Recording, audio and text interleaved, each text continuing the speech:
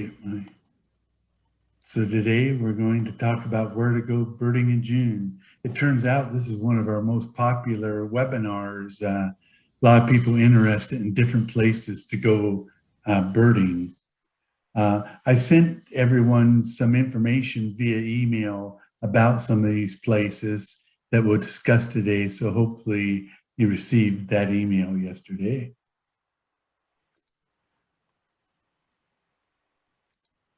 So some of the birds are arriving in the valley in June, late May into June. Here's a nice list of them.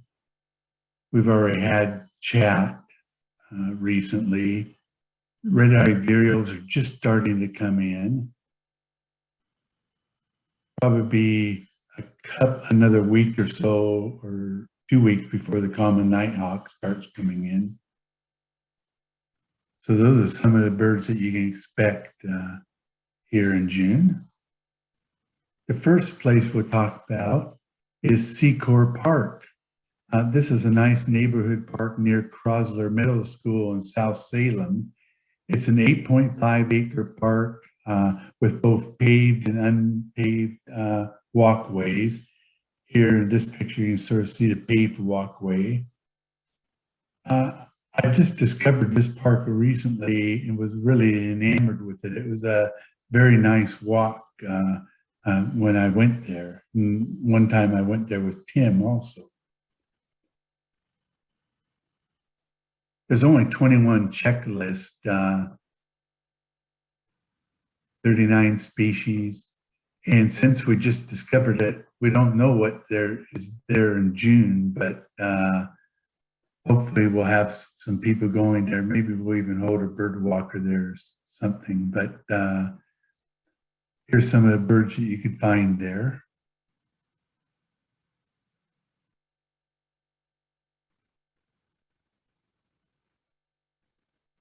I really like that you can find both nuthatches. Now to get there, Commercial Street is over here to the east on our right side, and up to the north here would be Kubler Boulevard coming across here. So if you took Commercial down from downtown Salem or took I-5, you'd come out Kubler. It'd keep going down to Liberty Road, take a left on Liberty Road South. You'll come down to Davis Road South and turn right, go past the school, Crosler Middle School, and you'll come up to Stockton Avenue South. Turn right on Stockton Avenue South, and it runs right into the park. It dead ends right as the park starts. You'll have to park in this neighborhood here, but sometimes I found parking right here or right down Hayward here. And just park your car and you can walk into the park right here. I'll show you an overview of it. Here's an overview. Here's Stockton Avenue, and you can see where it comes, and there's a park sign.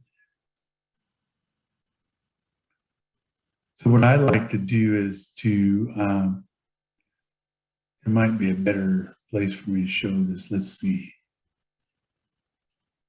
I guess not. So,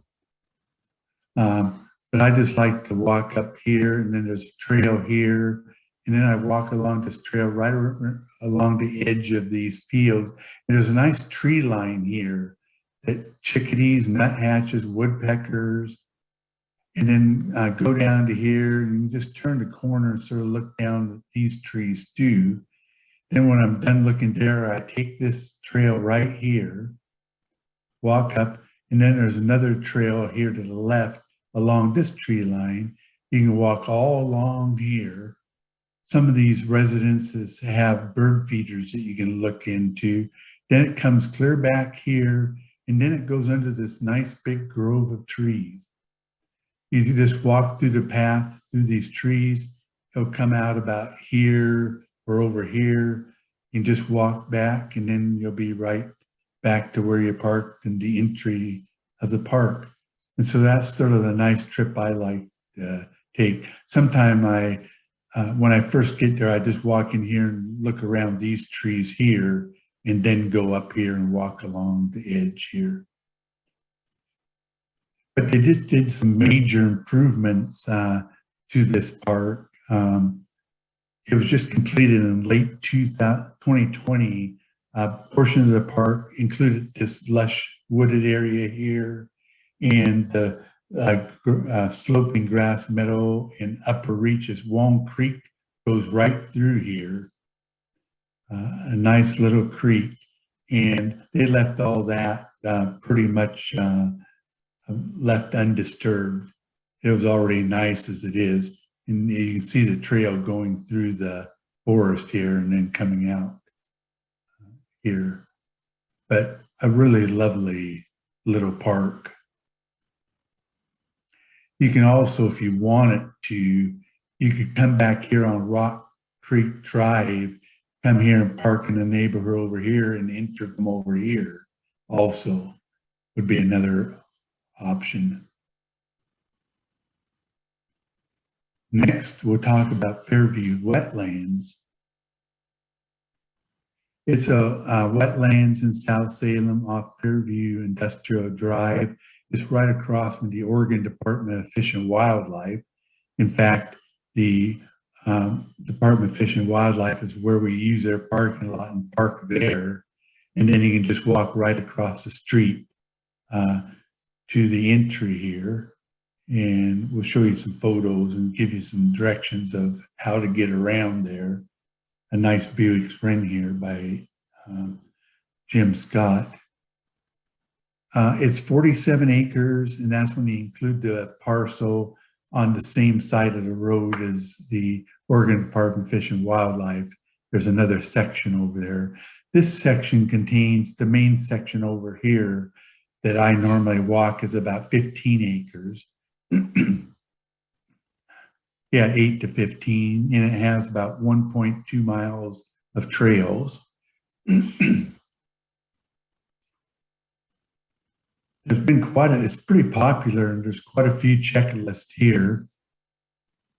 132 species seen there, including 59 in June. Some really nice birds coming in right now. Black-headed grosbeak and the tanagers. Good place for Virginia rail usually. And although I only list one warbler here, it's a good place for warblers. And we'll show you a couple of good spots of where to look for them. And lots of swallows since there's a little bit of water there.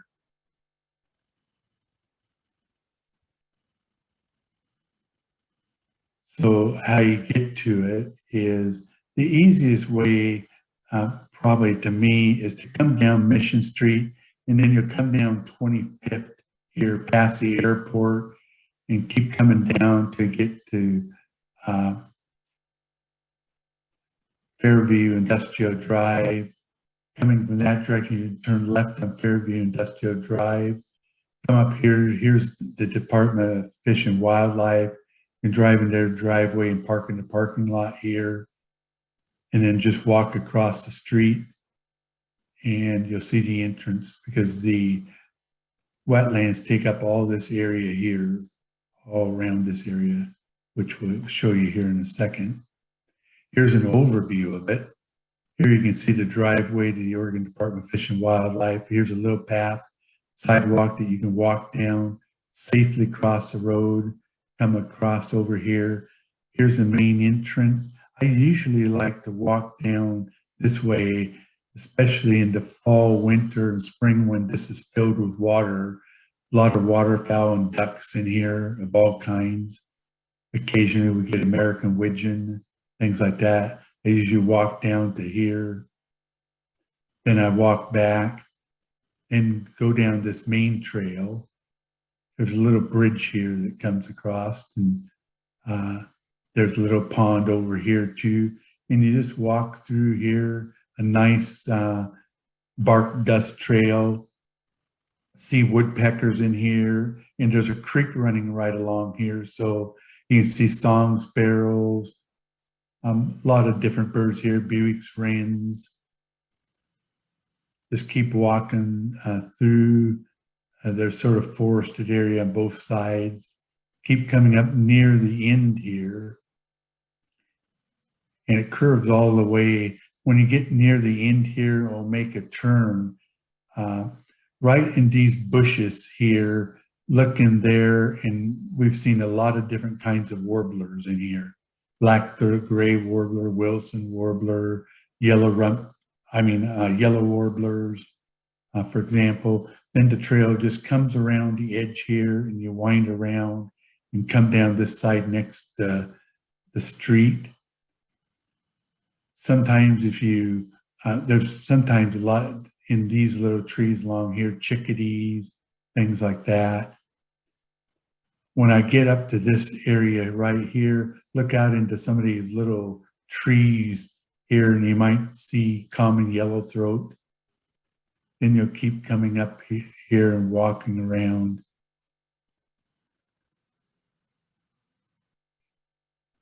And once you get up here near the pond again, right in here, this is that second pond. This is normally around here or over here where we see the Virginia rail or hear it. Then once you get here, you're done, and you can go back across the street to the parking lot. It's a really nice area, as you'll see. You can see the sort of the paths here. Nice, pretty level for the most part.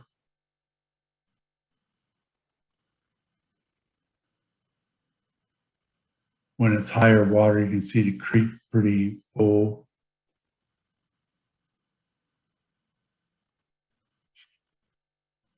Some of the birds you could see.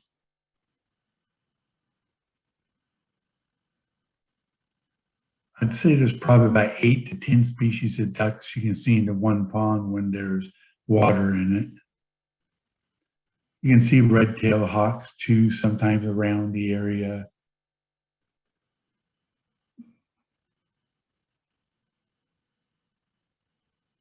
Next, we're going to go to Talking Water Gardens. It's the first public-private engineering project of its kind in the United States, which was pretty interesting to me. It's over 60 acres and 15 acres of features dispersed throughout the site. As you can see, like this bridge going across a little creek. You have waterfalls there. Have about 7 different pools of water, little ponds. Here's a waterfall just as you enter over here to the entrance. You can look and see the waterfalls coming down, and a nice big pond where you can see, just the other day, saw wood ducks there, and of course mallards and boots. Quite a few checklists here, over 1,000. And pretty good for June too. You can get over half of the birds seen at this site are seen in June. So it's a great place to go.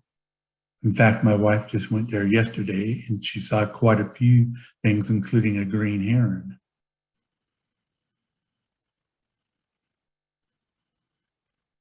Get here, as you're coming down I-5 to Albany, take the first main Albany exit, not the Millersburg one up here, but the main Albany exit, and come down, and you come down to a little cutoff here by the park, and you turn right here to get over to Salem Avenue. There's a signal light here, I believe, and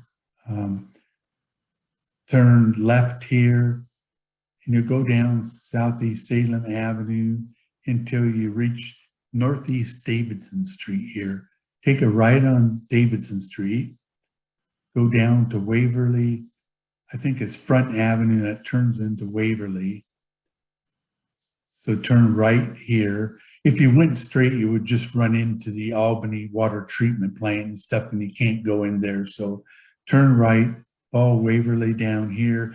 There's a narrow bridge here that's only one car can get through at a time, so take it slow there. You'll come up to here. There's a little parking lot here. You can park right in here, and the entrance is just right here to Talking Water Gardens. Takes up all this area up here. There's also another lake here, First Lake, that's in Simpson Park, and we're not far from the Willamette River either. So let's take a better look at this. Here's sort of the overview of the different areas. Here's the parking lot right here. It does have a restroom there, porta pot. There's a little entrance sign. Here's that first pond, and this was a waterfall you were seeing. They're located right here. Just right across the parking lot right here. This is Simpson Park, and this is where that first lake is. Lots of swallows in here, sea osprey, bald eagles up here, great blue herons, all kinds of things you can see over here. But normally the route I take here, once I come in, I take a left and I'll follow it along this edge. There's a lot of cattails here. So you'll see a lot of mallards and ducks in here. Last time I was here a week ago, saw 62 to 70 mallards, a lot of them with babies. I just keep going along here and come out this direction. And I take this trail and it goes right between two ponds. There's a sort of a little river here and some ponds. In fact, you can see that little river right here. And then a pond over here. I just keep going here, take a left turn here. Back here is where see a lot of swallows and where the green herons seem to hang out right in this area here. Then I take a right and I go up to the very tip top of the corner here. Seen lots of different woodpeckers here, acorn woodpeckers, hairy woodpeckers, sapsuckers up in these trees along here. Turn and we go by the oak savanna. Some nice oak trees here, acorn woodpecker, a lot of your nuthatches and things like that. Keep coming here and then I just keep coming around down this trail. There's a main cutoff that goes over a little bridge here. Walk down here between the two ponds and just continue around this way. And then you'll come back and you'll come back to the finish here. Actually, I think there's another cutoff here and I just come around here. There we go. And there's the falls right there and you're right back to the entrance. It's probably 1.5 miles or so. Usually takes me about an hour and a half. I usually get 25 to 33 species on this walk. When I'm done, I go back to the parking lot to my car and there's a sign right here that says Simpson Park. I just go there and walk into this area here, walk down and look along First Lake here and look for the osprey, the blue herons. There's a lot of nesting boxes here for swallows. I've seen down here further the great blue herons, belted kingfisher, can be quite a few different birds. There's a lot of nice trees here too that you can get a lot of different birds in. That usually only takes me 15 to 20 minutes. Then I'm pretty much done. So here's what it looks from up above. You can see here's 1, 2, 3, 4, 5, 6, 7, 8. There's about 9 or 10 ponds here and different little ponds all around. This is the railroad tracks. And this is where I was talking about where I take this trail right up here, continue here, go between these two things. Here's that little sort of creek or whatever you want to call it. And there's ponds and here, 3 different ponds. Come up here around to the very tip, back this way. come back over here, down, across the bridge, and come around, and then you'll get back to the beginning. But there's a lot of different trails that you can take, and you can sort of just pick and choose how you want to go around, because there's a lot of different options. Once you get out here, you can take the lower trail here, come around, go clear to the back. There's a lot of different options. Here's some of the scenery you can see. Here's the bridge at one point that you can cross. You can see some ducks back here on the water. Here's one of the streams. You're looking over this bridge here, and you can sort of see the stream go through to feeding another lake. This picnic bench is actually just across the road in Simpson Park. It has some nice wildflowers there too.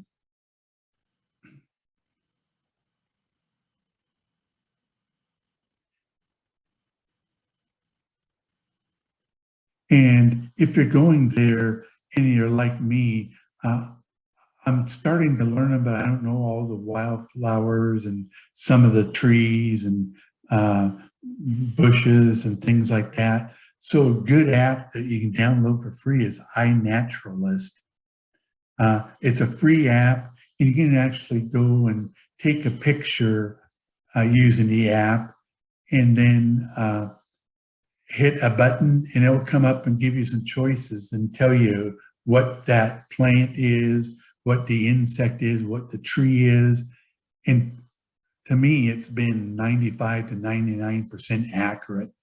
You can also then just touch the button and share it, and you'll get feedback on, yes, this is lupin, and it'll actually tell you. The other day at Minto Brown Park, I did a couple of things, and I knew it was foxglove, but I didn't know what kind. So I took a picture of it, and it came back purple foxglove. So that's a great app when you're out there to be able to find even some more things in nature to enjoy and understand. Here's some, and this is a picture my wife got of all the little ducklings with the mallard. A pair of mallards just sitting there preening.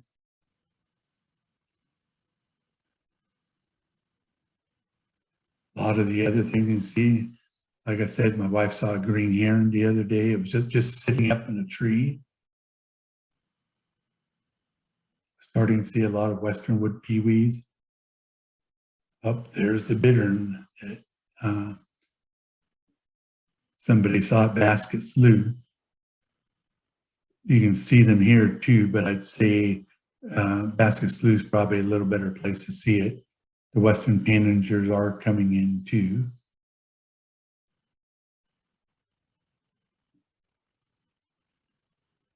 So now next we're going to take our trip further afield into the Sisters area. The Sisters area, this is a great time to go to the Sisters area. And, you know, there's a lot of migrants still coming through, and you've got lots of woodpeckers there.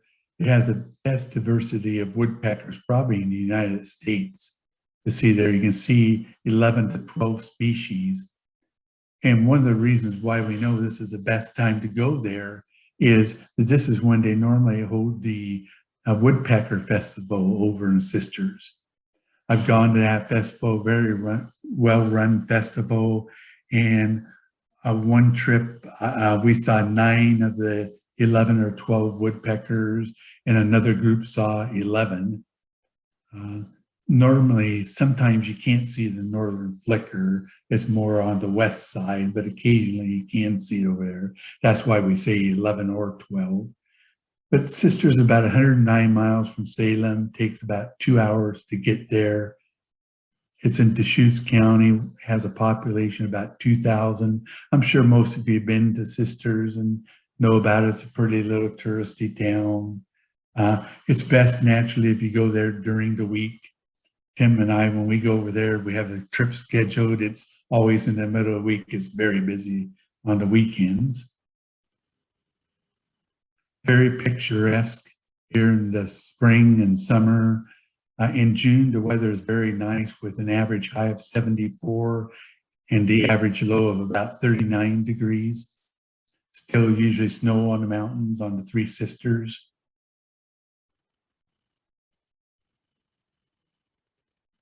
There's a lot of hot spots around here. When you go to Eber and look at the hot spots, you can see a cluster of them right around Sisters itself, some on the outskirts here.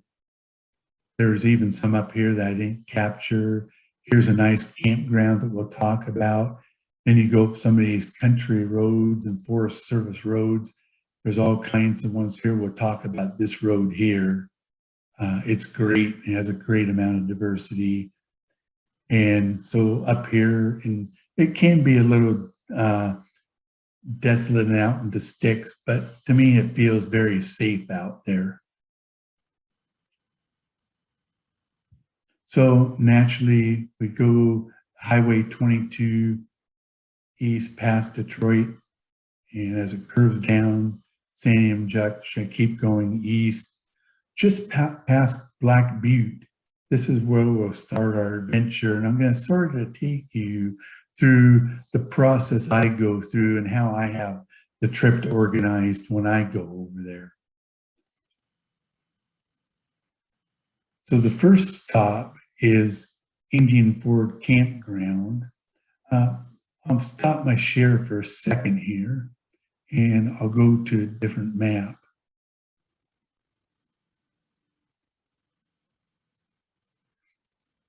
So let me ease out here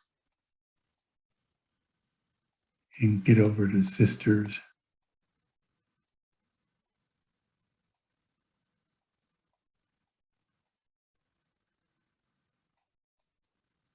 So here we are on Highway 20, it turns into 20.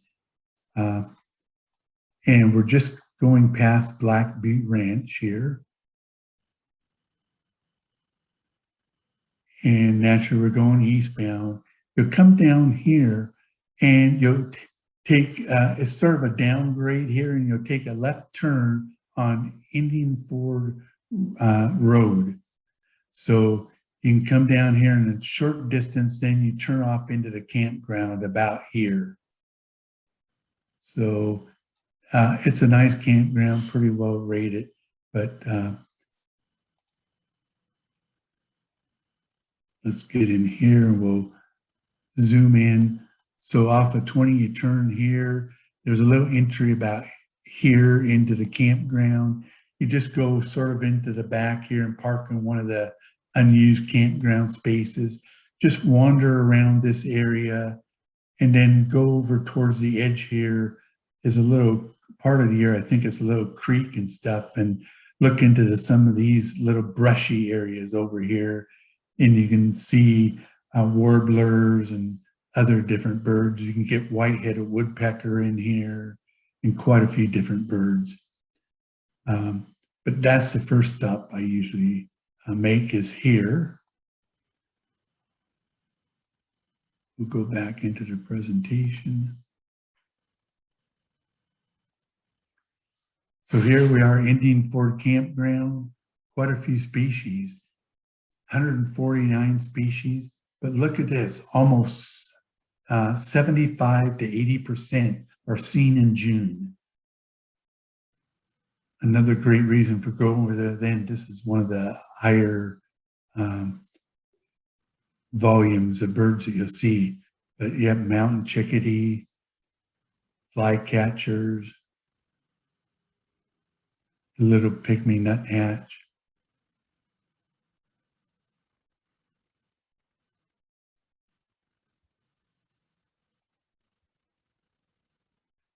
Then after going to Indian Ford Campground, then I go into Sisters. Now, it's going to be a little bit back and forth here as we show where. So, okay, so once we get done here, now a person could go up here and just follow Indian Ford Road and continue around and just keep following that out. until you get here to this little street, let's see, North Pine Street, and you could go to Calliope Crossing, but let's leave that for a little later. I won't confuse you, but that is an option. But I like to go on into Sisters. So then we go into Sisters here, and just as you enter Sisters, here's Barclay Drive. You turn left there. There's a roundabout here. Go down Barclay, and you'll go here to the Best Western Ponderosa Lodge. There's a little driveway here. I don't even stop by the office is here. Just drive back here, park in one of these parking spots right back here, and we'll show you here. I go right back to either here or over here, park in this nice little area right back here. They have some nice feeders back here, suet feeders, some water, some seed feeders, but you get white-headed woodpecker, pygmy nuthatch, sometimes pinyon jay. There can be quite a few different birds, sometimes flycatchers. You can also walk out into this area here and just wander around some of these trails here too. So sometimes when I come here, I'll bring a gallon of water to pour into the water thing, or bring a thing of suet to put in case they're low on the suet. It's just a nice thing to do since they do allow you to come back here. I've never had any trouble when I've come back here. Sometimes there'll be different woodpeckers on the suet back here besides the white-headed woodpecker. But I definitely like to stop there, and it's just a great place to stop. So, yep, just as you come, the campground is out here a ways. You're coming into town, Barclay Drive, right into driveway to the very back.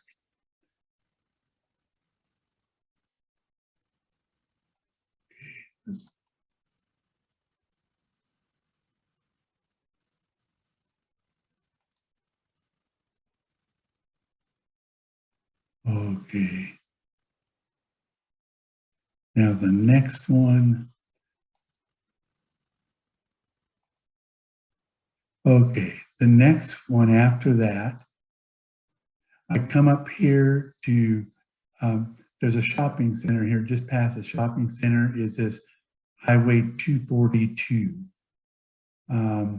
It's called, can't remember right offhand, but McKenzie Highway, there it is. So just out this McKenzie Highway, I take this out quite a ways.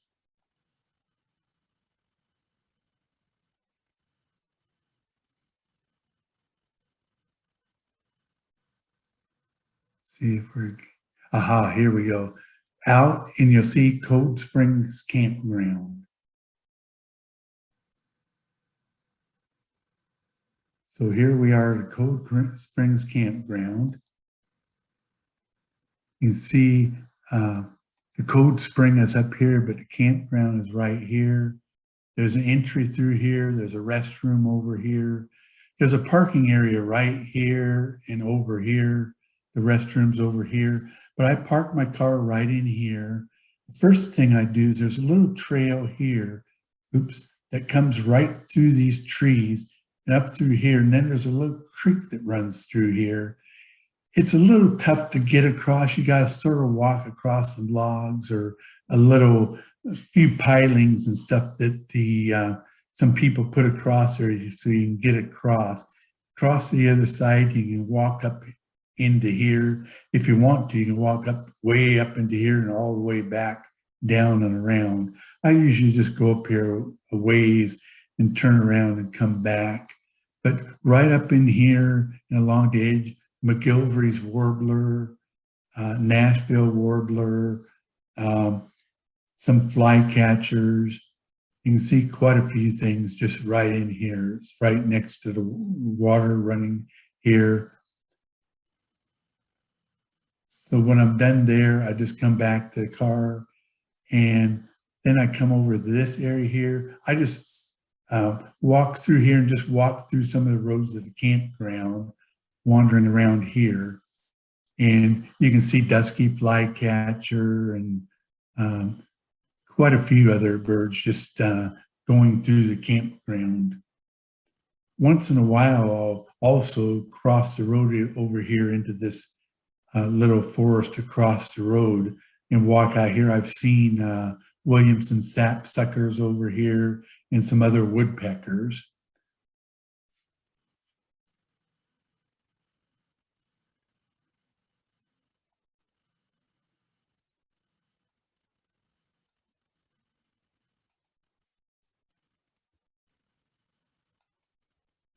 So then it's the Ponderosa Inn, 114 species, 75 in June. Some of the things you see, I really like seeing the top three there. Here's a pinyon jay, and then of course the white-headed woodpecker.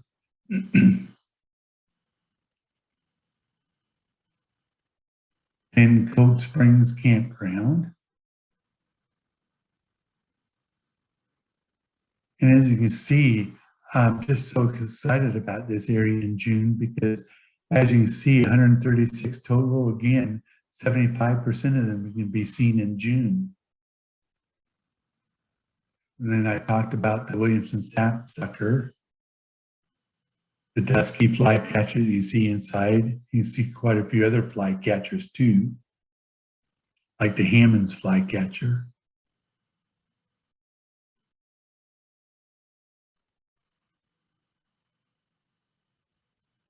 Then we're going to go up to Trout Creek Butte Road, also known as National Forest Road 1018. So there's quite a few along this road. We're going to focus on 4 different good locations to go birding. They call it the Trout Creek Hillside, Whispering Pines Campground, Trout Creek Swamp, and the 1018 Burn. The burn areas are great places to go here. There's also like the GW burn and some other burn areas.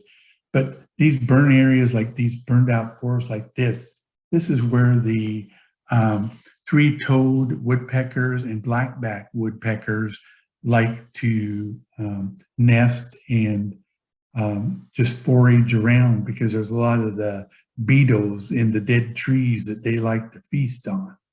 So it's one of the best places to go. So let's go back before we go any further, and I'll sort of point out how to get to some of these places. So once we leave the Cold Springs Campground, we turn right and continue up McKenzie Highway. Go up McKenzie Highway. It's probably, doesn't seem that as long as this, but probably about a mile or so, mile and a half. And then you turn left on this Trout Creek Butte Road. And just keep following it out. And as you're going out this road, just keep looking on both edges of the road. I'll show you where some of the hot spots are. I think I have a map of that. But you just follow this road out, stopping every so often. You might see some things. Some of the things we see along here are the thick-billed fox sparrow, green-tailed towhee. Sometimes you can see like Cooper's hawks, and there's quite a few different birds that you can see here. But I just continue all the way up this road for quite a ways. Try to see if I can see.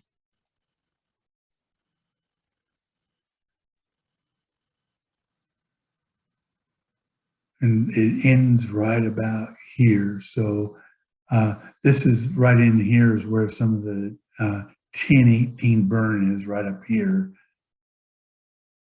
You can see some of the burned out area here.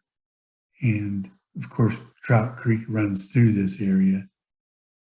But you can sort of see the type of area it is here. There's a lot of scrub brush and stuff as you drive up the road, sagebrush on the side and some brushy areas. The birds really like some of these edges and stuff along here. As you get further up, there's even some big canyons up here that you can park and look over big canyons too.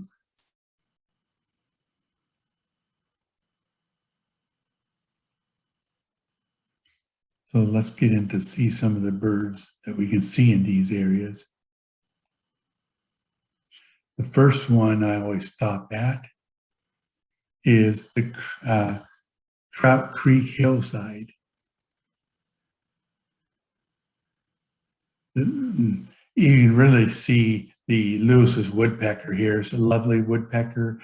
There for a while, we were seeing them each winter down in Ankeny, near Ankeny, but we haven't seen them for a while. But over here, that's a good chance of seeing them in some of these areas because they actually nest there.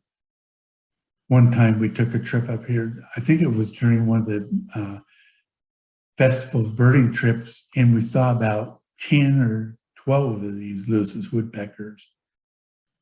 We just saw them flying back and forth, and a couple of times they were perched up on these snags like this and going out fly catching. Here's the thick-billed fox sparrow that you would only see over in eastern Oregon in this area for Oregon. But they all sided flycatcher, Nashville warbler. But I hate to harp on it again, but you can see 95, 77, almost 75% again of the birds seen in June. The best way probably to tell, well, where is really Trout Creek Hillside? The best way I can tell you to find it is I sent you that attachment in my email by the East Cascades Audubon Society. They have this little compilation of places over there, and they give you directions of how to get to each of these places. But my best advice would be to download eBird app, and then you can go into this area and look for hot spots, and then go up near where this hot spot is and tap on a couple of hot spots. It'll show Trout Creek Hillside as a hot spot. And once you tap on that, then you can tap for directions, and it will give you directions to where it is.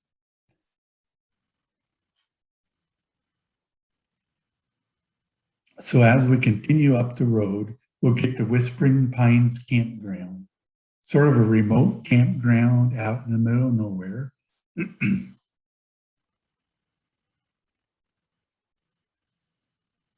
The campground, as you're going up the road, is off to your left. And you just drive down there and just park in the campground. I like to walk up the road from the campground and walk up to the main road, the National Forest Road 1018. Look around the edges. There's some moist edges there. We've seen McGilvery's warbler. You can see mountain chickadees up there. We've seen hermit thrush, even sooty grouse. So it's a good place to see a variety of birds. Keep going up a little further is where we get to the Trout Creek Swamp.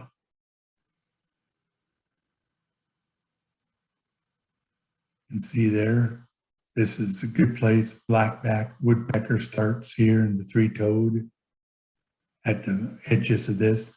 Townsend solitaire.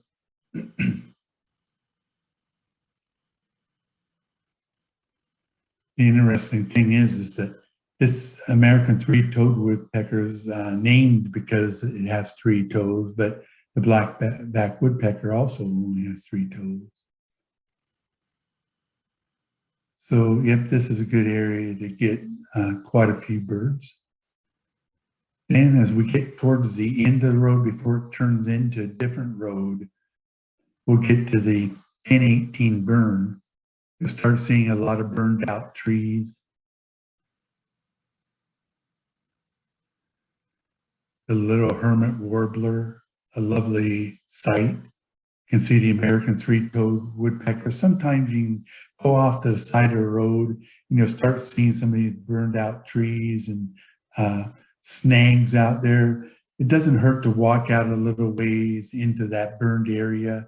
And you might see some nesting sites like these cavities that this American three-toed woodpeckers there. During the festival, we did see a nesting pair of American three-toed woodpeckers out there. A very neat sight to see.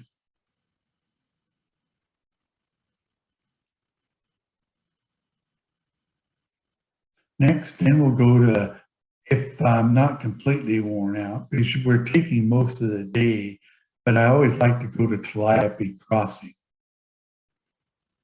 It's a renowned place. Oops, I got the wrong one. Here we go. Get back to the map. Okay, so at this point, we're way up here. We'll come back down here to Highway 242, the McKenzie Highway, go back into Sisters. Then if you go, try to get it so it'll show the road.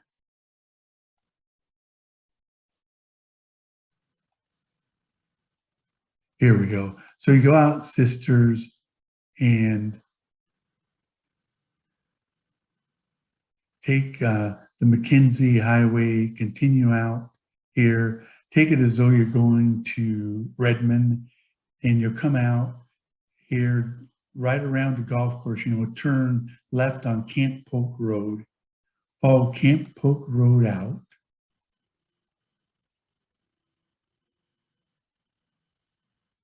And let's see where, try to find the little road we're looking for. We're looking for North Pine Street as a street, and it can be hard to find. It's just a little sort of remote. I think I need to go a little further out.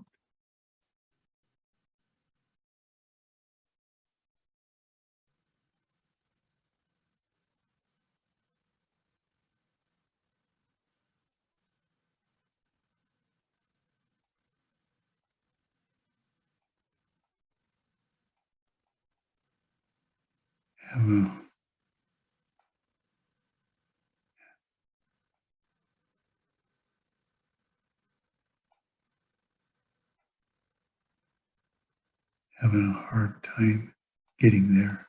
Oh, okay. So you come around Camp Polk Road. Here's Indian Ford Road. Turn right. See if I'm getting to the.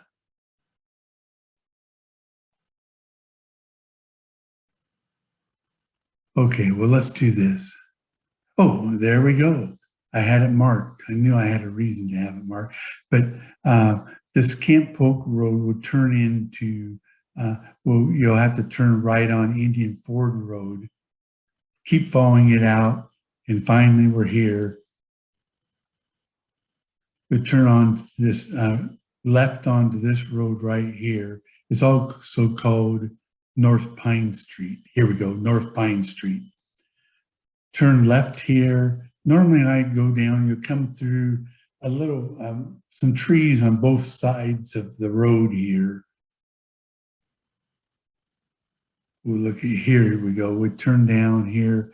There's trees on both sides. They're pretty thick right through here. I either park right here. There's a little pull off or side of the road, or else I keep going through here up to this area and I park right in this area here. So then you can just either walk up and down the edges of this road right through here. That's what I do first. And then a good idea is there's a dirt road here.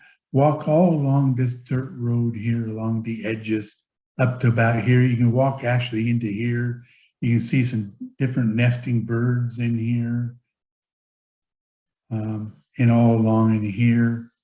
And if you feel like it, there's a little gate here, and you can walk through here. You can walk right down the edges of this. It can get a little thick in here, and there's just some thick brush here and grasses here, and you can walk all along this edge here, and you can see some warblers and birds in here. But it's a renowned area for seeing birds, and this is where you see the Calliope Hummingbird, and that it nests here. Is how it's got its name, Calliope Crossing.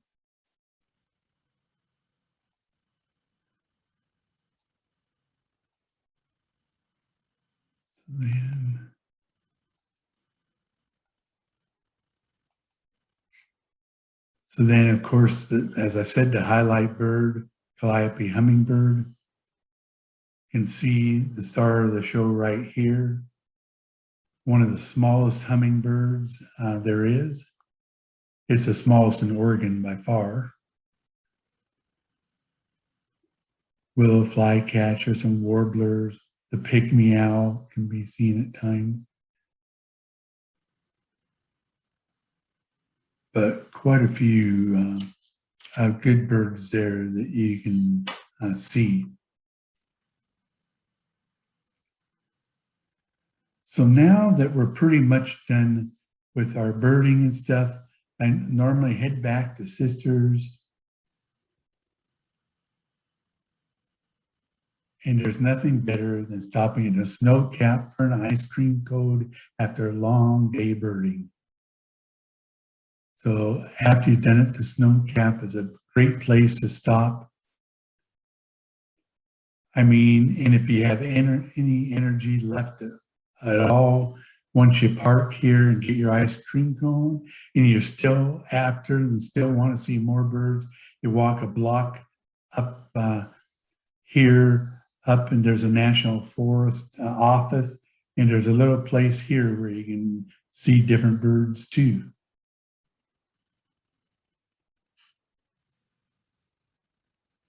So our rare bird of the month is the Magnolia Warbler. Now, if I went in May or early June to Ohio, I'd have a very good chance of seeing this bird. But one was seen in Oregon in 2001 on Basil Hill Road near Silver Creek Falls Park by Jeff Harding. He's our local Marion County eBird reviewer, but is the only Magnolia Warbler ever seen in Marion County and one of the few ever seen in Oregon. So like we always say, keep your eyes out. You never know what you're going to see. I guess this one got a little off course. We'll bring up a little conservation tip to end here. I was just reading some conservation news and found that this Conservation International has begun to develop new technology that can help threatened species. It's called the New Star Metric Score System. And you can read a little bit about here, but it shows precisely how human activities play a role in driving different species to extinction. And it helps companies and individuals go green. So you can just go on the internet, and if you put in a star metric score system, you'll come up and it'll give a lot of other details on this.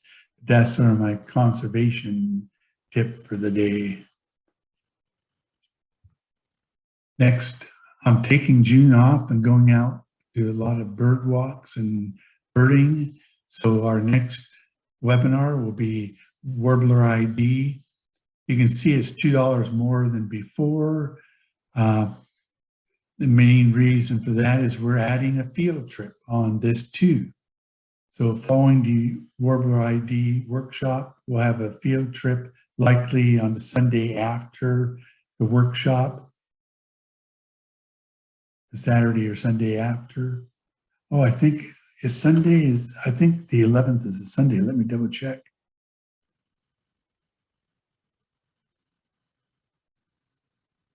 The 11th, this is a Sunday, so I'll need to change that. Sunday, July 11th at 10 a.m. Be hour and a half, 2-hour class. We'll go over all the warblers of Oregon.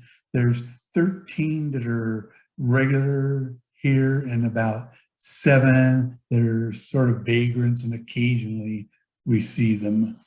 But we'll spend quite a bit of time going over warbler identification and going into pretty in-depth, getting into wing bars and all kinds of identification techniques on warblers. We'll probably have our field trip either to Minto Brand Park or to Fairview Wetlands, 2 good places to look for warblers. And then on the 29th at 2 p.m., we'll have Where to Go Birding in August. So let me unshare. We'll check and see if there's any questions. There was one question, Mike, from John asking about iNaturalist and how to find the website. You'll also need the app, of course. Okay, so depending on whether you have an iPhone or Android phone, just go into the store and you can download the app iNaturalist. It's called. In fact, let me see something here. Let me bring.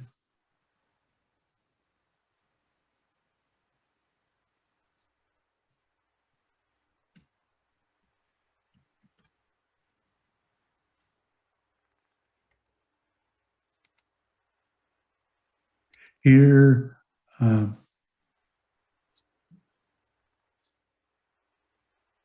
here we go. They have a website here. Hope people can see it, but it's called iNaturalist. It's iNaturalist.org.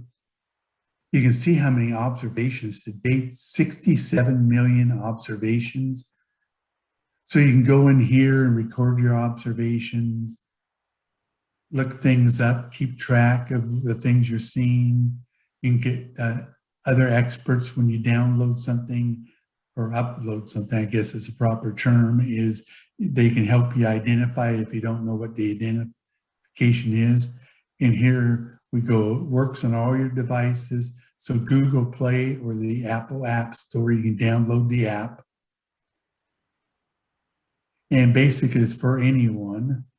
And like we said, it's free. You can get a lot of data from it.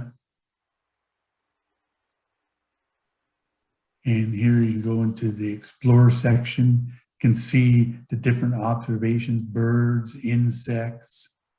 You can look for a specific species here. Say I want to see a dragonfly.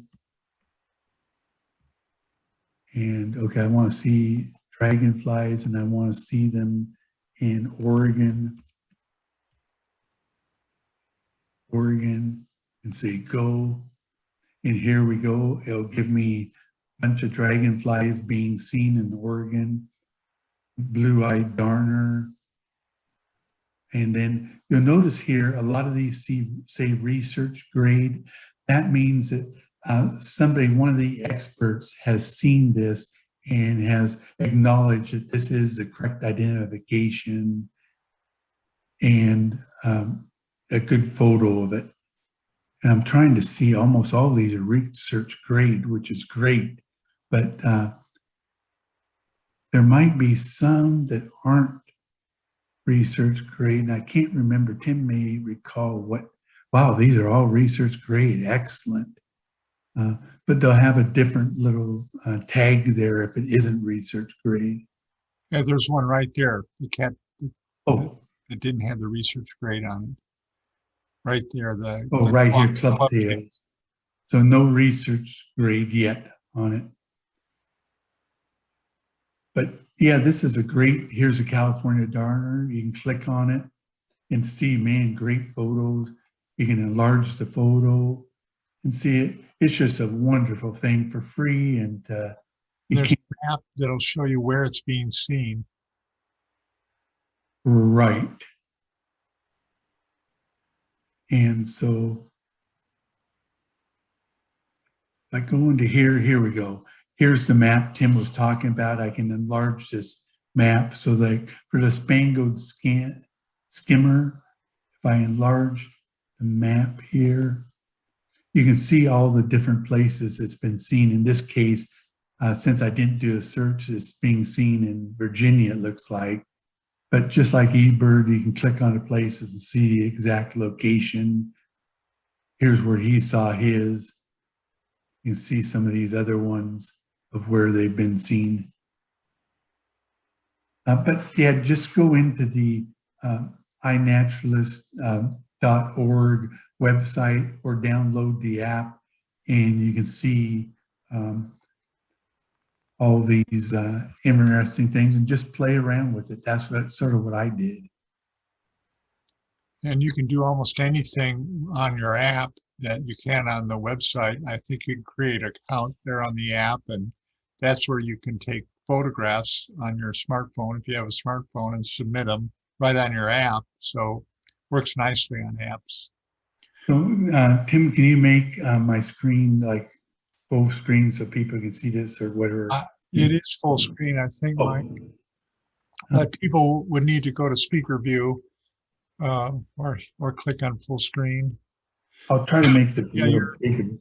if you turn off your background, Mike, it'll be a lot easier to see that. Okay. It tends to filter out. Yeah.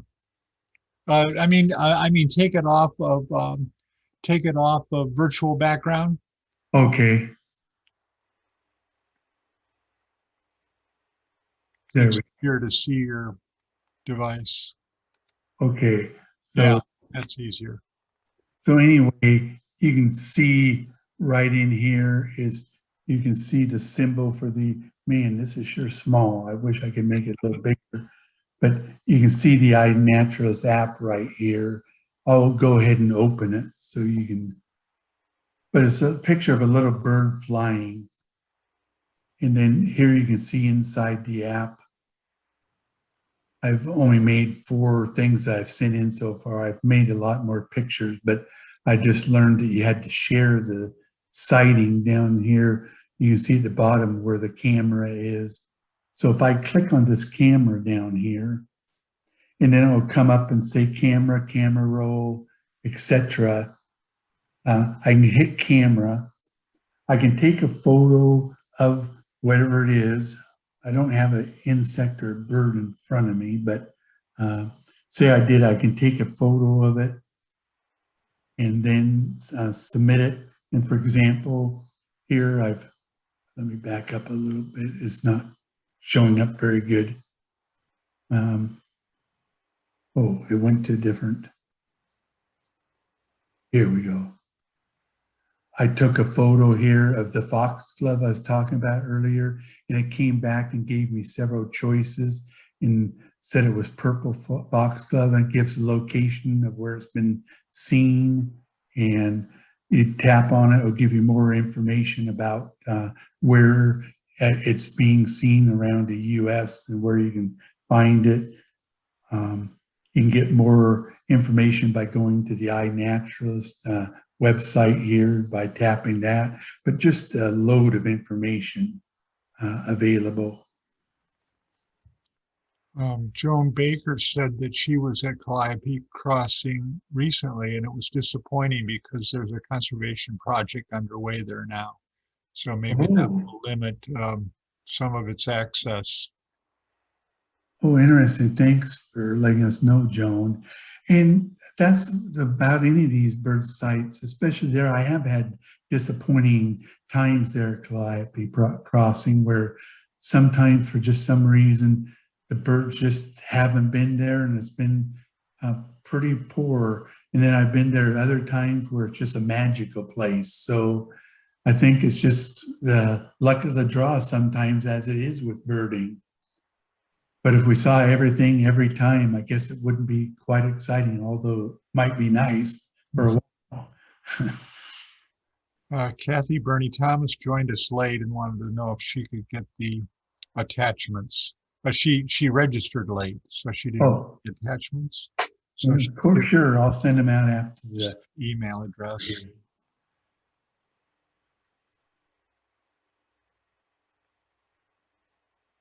And okay.